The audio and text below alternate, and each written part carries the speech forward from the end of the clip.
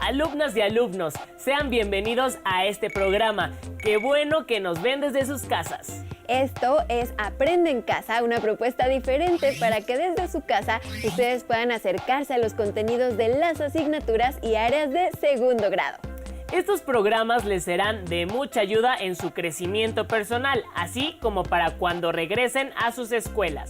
Ahora es momento de entrar en materia. Una vez conquistado el territorio mexicano, los españoles debieron reorganizar la estructura de gobierno, por lo que introdujeron cambios a nivel económico, político y religioso. Les pedimos que reflexionen sobre todo lo que pudo haber ocurrido durante 300 años. ¿Y saben por qué a este periodo se le conoce como el Virreinato de la Nueva España? Veamos lo siguiente.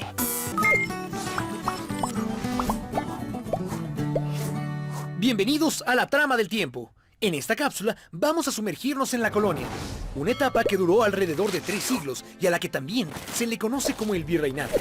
¿Te imaginas todo lo que ocurrió en 300 años? Antecedentes. La caída de México Tenochtitlán marcó el fin del poderoso Imperio Mexica y el inicio de una nueva era. Hernán Cortés se basó en las leyes de la monarquía española para fundar un nuevo reino, la Nueva España. Las encomiendas. Cortés aprovechó la estructura que ya existía por la dominación mexica para someter a cada pueblo y señorío del imperio. Por ello, se instaló en la capital, conservando su nombre prehispánico, México. Él sabía que los indígenas no aceptarían fácilmente la intromisión de los españoles, así que estableció las encomiendas, una forma indirecta de gobierno que consistía en que cada conquistador se encargara de 2 o 3 pueblos.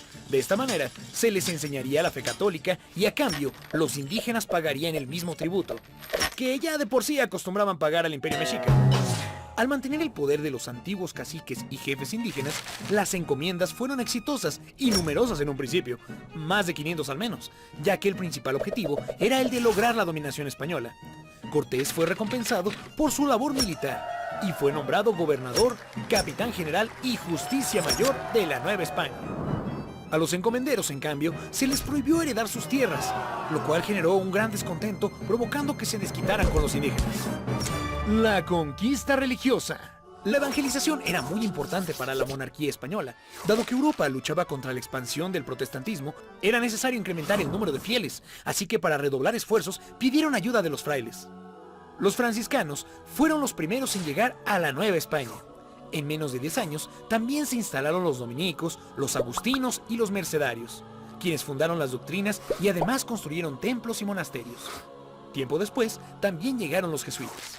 Los frailes se esforzaron en conocer las diferentes lenguas indígenas, enseñarles el español, educarlos en el cristianismo y defenderlos de los abusos de los encomenderos. Para lograrlo, hicieron uso del teatro, la música y la pintura, y también organizaron bautismos multitudinarios.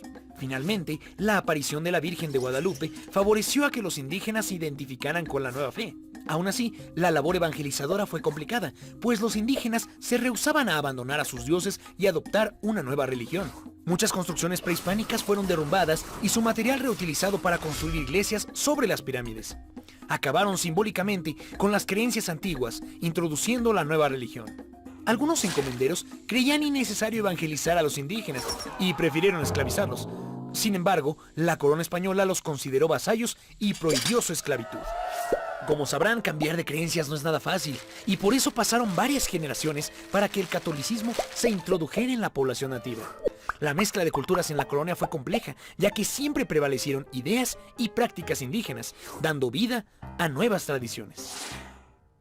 El gobierno. Como imaginarán, gobernar nuevos territorios a miles de kilómetros de distancia suena a una misión casi imposible. Aunque los primeros conquistadores y encomenderos eran fieles al rey, se hizo necesario un nuevo sistema de gobierno para evitar los abusos y el descontrol. El primer paso fue crear el Consejo de Indias, encargado de atender los asuntos de América. Además, se fundaron 2 audiencias, que impartían justicia en nombre del rey. Las audiencias estaban al tanto de lo que pasaba en los pueblos indígenas, los cuales tenían su propio sistema de gobierno, llamado República de Indios. La corona española, además de todo, decidió enviar a un virrey, una figura que además de ser el representante del rey en el nuevo continente, sería la figura de máxima autoridad, teniendo el mando supremo del gobierno, la jefatura militar, los asuntos de justicia y los asuntos de la iglesia. Justo de ahí surgió la denominación del virreinato. Sin embargo, aún quedan historias por contar. ¿Cómo se involucraron el arte y la cultura? ¿Qué tanta trascendencia tuvo la economía novohispana? ¿Cómo fue la organización de la sociedad? Todas las preguntas serán contestadas en el siguiente capítulo de La Trama del Tiempo, La Colonia. Esta historia continuará. Como vimos, los españoles debían organizar un gobierno que les permitiera mantener su dominio y evitar rebeliones de los pueblos conquistados. Así es, de la misma manera que debían cumplir con los objetivos de conservar esas tierras para el rey de España y evangelizar a los habitantes. Ahora les invitamos a ver el siguiente programa. Realicen una tabla sobre las principales instancias de autoridad en el virreinato de la Nueva España. Muy bien, vamos a verlo. A la caída de México Tenochtitlan, inició un proceso de conquista y colonización en Mesoamérica llamado virreinato, que se caracterizó por una serie de cambios políticos y económicos. ¿Cuáles fueron esos cambios y cómo se instauraron en la Nueva España? Veámoslo. El virreinato se instauró en la Nueva España sobre una estructura de administración política y económica, basada tanto en el ejemplo español como en antiguas prácticas mesoamericanas. Estos cambios político-administrativos implicaron a su vez cambios en las divisiones territoriales del México antiguo. Así, surgieron nuevas instituciones políticas y formas de propiedad de la tierra. Las instituciones legales y de gobierno quedaron distribuidas jerárquicamente de la siguiente manera. El rey era la máxima figura de autoridad, tanto en España como en la Nueva España. En asuntos relacionados con los territorios americanos, era asesorado por el Real y Supremo Consejo de Indias, quien además supervisaba la recaudación de impuestos. Por su parte, la Casa de Contratación de las Indias, que se encontraba en la ciudad de Sevilla, regulaba la navegación y el comercio entre España y los territorios conquistados. Como representante directo del rey, el virrey era la máxima autoridad en la Nueva España. Tenía a su cargo la administración política, económica, legal y militar del territorio. La audiencia era un tribunal de justicia que aplicaba las leyes y ejercía el poder en ausencia del virrey. El gobernador se encargaba de administrar grandes extensiones territoriales como las provincias y reinos. Cuidaba el cumplimiento de las leyes y de la justicia, además de enviar el tributo a las cajas reales. Su puesto estaba sujeto a la decisión del virrey. Otra figura de autoridad era el corregidor. No podía legislar, pero sí gobernar.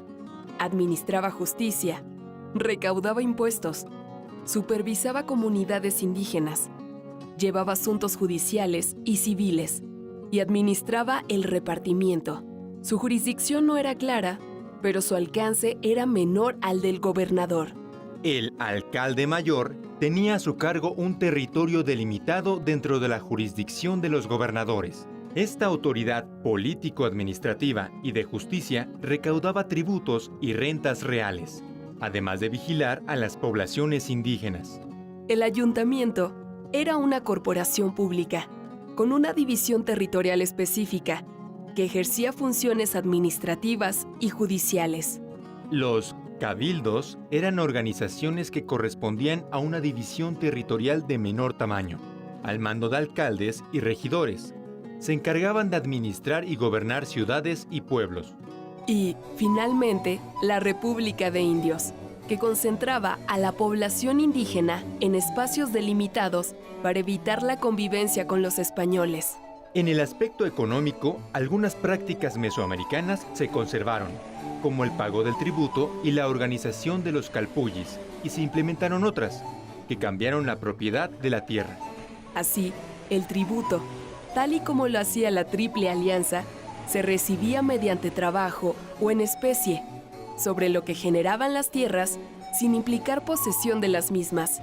Los soldados españoles que participaron en la conquista recibieron mercedes de tierra como recompensa.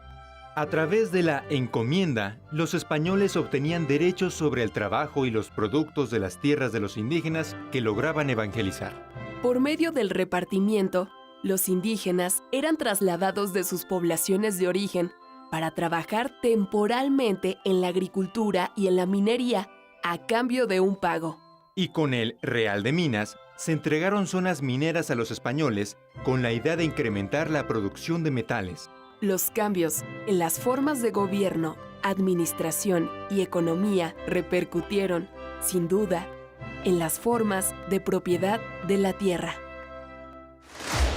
Ciertas formas de organización administrativa aún se conservan. ¿Reconoces alguna? Comenta con tus compañeros la manera en la que actualmente se ejerce esta figura.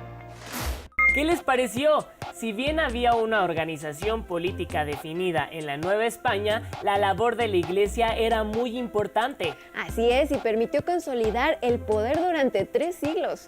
Antes de ver el siguiente segmento, considera las siguientes preguntas. ¿Cuál era la labor del Santo Oficio? ¿Cuáles fueron las ciudades más importantes durante el virreinato? ¿Qué producto fue el detonador para crear nuevas ciudades en el norte de la Nueva España? Ahora sí, veamos lo que sigue. Previamente en la trama del tiempo, Tenochtitlán ha caído y Hernán Cortés ha constituido el reino de la Nueva España. Ahora las encomiendas y la religión buscan reorganizar a los indígenas. Y aunque imponen resistencia, se han encontrado maneras para introducir la fe. Ahora que el rey ha reconocido este imperio, necesitará un representante para vigilar los intereses de España. Un virrey. Ha comenzado el virreinato. Ahora, sean bienvenidos a la colonia, parte 2. El gobierno. Aunque había un virrey, la Iglesia Católica también ayudaba en la labor de gobernar y ejercer justicia a través del Tribunal del Santo Oficio. Como los indígenas apenas aprendían la religión católica, estaban exentos de castigos. A estas alturas, parecería que el virrey tenía todo el poder, pero sus alcances políticos eran limitados. Incluso uno de los virreyes fue derrocado en 1642. El rey de España constantemente enviaba inspectores a velar por los intereses del reino. Y para gobernar con mayor eficacia, el territorio se dividió en provincias gobernadas por un alcalde mayor. Con el tiempo, surgió otra forma de dividir el territorio a través de partidos. Los poblamientos más grandes recibieron los rangos superiores de ciudad o de villa y tenían su propio ayuntamiento, en el que se agrupaban a las autoridades, encargándose de construir urbes a imagen y semejanza de las españolas. La consolidación del gobierno virreinal hizo posible la expansión del territorio, que creció hacia el norte gracias a numerosas expediciones que iban en busca de un codiciado metal, la plata. Entonces, se crearon nuevos reinos y ciudades que, gracias a la minería, vivieron un apogeo económico. La economía. Nueva España era rica en plata, eso lo sabemos, pero también se comerciaban otros productos, como el cacao o la grana cochinilla, con la que se teñían las telas de un color rojo brillante. Y también se producía azúcar de caña y se cultivaban frutos y vegetales. Mientras la minería arrojaba mucha riqueza para empresarios españoles, los indígenas en las minas sufrieron de explotación y malas condiciones. Aún prohibida la esclavitud, esta podía encontrarse en algunas minas. La plata y otros productos novohispanos llegaban a muchas ciudades del planeta, gracias al comercio internacional por vía marítima. También productos muy lujosos, como la seda, la porcelana, el marfil y las especias, llegaban a Nueva España mediante enormes embarcaciones que viajaban por todo el mundo. El acceso a estos lujos estaba limitado a un pequeño grupo privilegiado. Sociedad. Los títulos nobiliarios y el origen familiar se consideraban muy importantes para las élites, y tanto la nobleza indígena como la española gozaban un estatus superior. Los españoles peninsulares concentraron paulatinamente poder y riquezas, estableciendo además un esquema de distinción social basado en los rasgos físicos y el color de la piel. El sistema de castas. Con las mezclas de sangre y razas, surgió la inquietud de clasificar a las personas de acuerdo a su origen, y aparecieron categorías un tanto extrañas, como los criollos, los cambujos, los mestizos o los ambos. La pertenencia a un grupo era muy importante para ser tomado en cuenta en la época. Por eso las personas que compartían un oficio o actividad formaban corporaciones, mismas que defendían los intereses de su gremio ante las autoridades. El arte y la cultura. La Iglesia Católica era una institución muy poderosa. Además de influir en la vida social y política, regía gran parte de las producciones culturales y artísticas. A pesar de la distancia, los religiosos y pensadores novohispanos se ilustraban constantemente en los saberes desarrollados en Europa. La arquitectura, la música, la pintura y la escultura florecieron al cobijo de la Iglesia. Además, la literatura novohispana fue muy valorada y alcanzó un gran prestigio. Otros conocimientos como las matemáticas y la astronomía eran muy importantes para la minería y la navegación. El conocimiento ancestral prehispánico sobre los beneficios herbolarios en la salud también fue aprovechado para curar algunos males. Los cambios que apuntan a la independencia. La llegada de una nueva casa gobernante en España marcó una nueva etapa, pues muy pronto sucedieron algunas reformas al comercio y se introdujeron nuevos funcionarios al territorio novohispano, los intendentes. Había mayor control de los recursos por parte de la corona, además de que los cargos políticos importantes comenzaron a venderse al mejor postor. Esto benefició a los criollos, que podían acceder a algunos cargos. Sin embargo, puestos más importantes seguían perteneciendo a los peninsulares, lo que fue tachado como un acto de discriminación. Mientras la corona se ocupaba de obtener riquezas de sus colonias, las diferencias sociales entre ricos y pobres se incrementaron. Las reformas borbónicas. Para hacer más eficiente la administración de sus colonias, los Borbones, quienes regían en España desde el siglo XVIII, establecieron impuestos a las actividades productivas, como la minería y el comercio. La corona controló una parte del ahorro de los indígenas con el pretexto de prevenir desastres o epidemias, pero esta medida provocó un malestar general y recurrieron al amparo del rey. La furia ante las nuevas políticas, la agudización de las tensiones sociales y la denuncia de injusticias hacia los indígenas, así como el sentimiento criollo de la ilegitimidad monárquica, desembocaron en una poderosa crisis que se fue intensificando cuando Napoleón Bonaparte invadió España y colocó en el trono a su hermano José I. Fue en ese momento que en la Nueva España se cuestionó como nunca antes ser vasallos de un rey al que nunca habían visto. La palabra independencia se susurraba en conversaciones clandestinas, una idea que se iría propagando gradualmente y que desembocaría en el movimiento que sacudió a toda la sociedad de la Nueva España. ¿Pero qué sucedió para que se desatara la Revolución de Independencia? ¿Quiénes participaron en la lucha armada y por qué? ¿Qué pasó con la monarquía española? ¿Cómo se fundó la nación mexicana? Para saberlo, no te pierdas el próximo episodio de La Trama del Tiempo, Historia de México. Esta historia continuará. Según lo visto, debemos destacar los cambios políticos y económicos que se realizaron durante el virreinato de la Nueva España.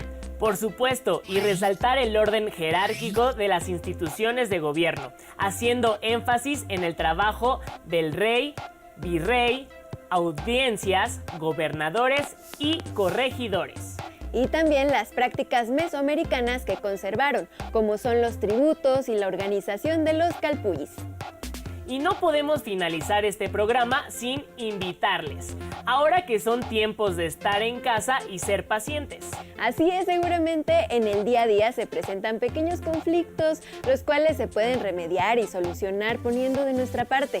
Ahora sí, antes de irnos les dejamos unas preguntas. ¿Cuáles son las instituciones políticas que surgieron en la Nueva España? ¿Quién era la máxima figura de autoridad tanto en España como en las colonias? ¿Qué institución regulaba la navegación y el comercio entre España y los territorios conquistados?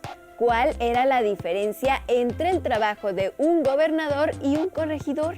Ya lo saben, guarden sus respuestas en su carpeta de experiencias. ¡Hasta la próxima!